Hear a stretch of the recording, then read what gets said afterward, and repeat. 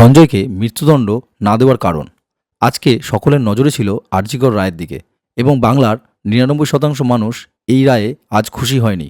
কারণ সবাই চেয়েছিল সঞ্জয়ের ফাঁসি হোক, কিন্তু মহামান্য বিচারপতির বিচারে কেন সঞ্জয়ের ফাঁসি হলো না? আসুন ১ মিনিটের এই ভিডিওতে সেটাই আমরা বিশ্লেষণ করব।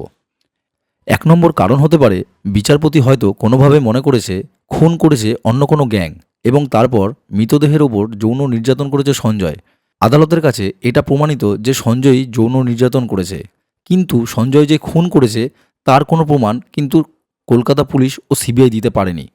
আর শুধুমাত্র ধর্ষণ করার জন্য মৃত্যুদণ্ড হয়েছে এরকম নজির কিন্তু আগে দেখা যায়নি। এবার আসি দ্বিতীয় কারণে। হয়তো মহামান্য বিচারপতি এই রায় দিয়ে সিবিআইকে আরও চাপে রাখতে চাইল, মানে এই রায়ে জনতার চাপ কিছুটা হলেও সিবিআইয়ের ওপরে আসবে এবং সেই চাপ থেকে যদি আসল খুনিদের চিহ্নিত করা যায়। আপনাদেরও কি মতামত অবশ্যই কমেন্ট করে জানাবেন। আর একটা কথা মাথায় রাখবেন, সিবিআই কিন্তু মৃত্যুর ৪ দিন পরে তদন্ত শুরু করেছিল এবং এই ৪ দিনে অনেক প্রমাণ লোপাট হয়েছিল।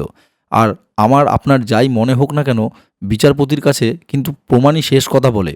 আর প্রমাণ না দেখাতে পারলে কোনো কিছুই বিচারপতির কাছে ধার্য নয়। ভিডিওটি যদি ভালো লাগে অবশ্যই পেজটি সাবস্ক্রাইব করবেন। ধন্যবাদ।